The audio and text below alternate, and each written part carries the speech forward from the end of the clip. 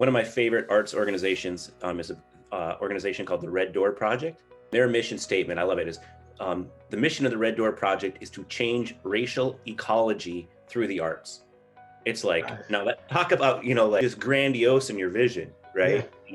And I think that's what, like, one of the things that comes up when I read your piece and through all our conversations is, yeah, this might start here in the Willamette, but your vision is big time. Is that all of a sudden there's people who are connecting now through the community, Vermont to New Mexico to, you name it, right? And so, I don't know, I would encourage you to be big, to be bold. If you had a place where you can publish, Oh man, let's say your works, would that be something that your company? yeah, Yeah. that'd be awesome. That's one of the things that I want this to be like, like a platform for students to really, because when I was growing up and when I was in college, I used to love writing poetry. And when I got my start, actually, as a matter of fact, if I look online, there's some poems out there still of mine that were published in 2001 or something. And I keep thinking, the other day I was in class and I looked it up just to see it came up and they're still there. I'm like, oh my God, they're still out there.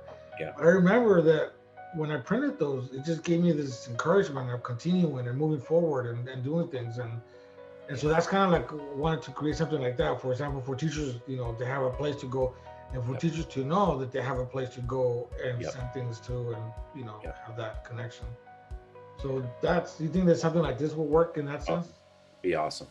Yeah. Awesome. Yeah, I mean, like, we've got this junior, her name is Emma Hernandez, who goes to Webb's, and it's a bummer because with COVID and everything else, they cut back. But Yes Magazine out of Bainbridge Island, they used to have these student writing competitions. These kids are responding to a prompt at this magazine, and she got not only won this like inspirational voice award, but it went out to their daily, what is it called, the Daily Good, which over 250,000 people subscribe to.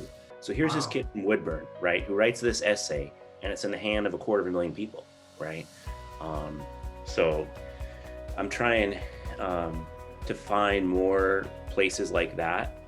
They are just the real world, they're authentic, but then more than that, when the kids are successful, their voice literally gets broadcast to a massive audience, well beyond our little, beyond the classroom, beyond the community.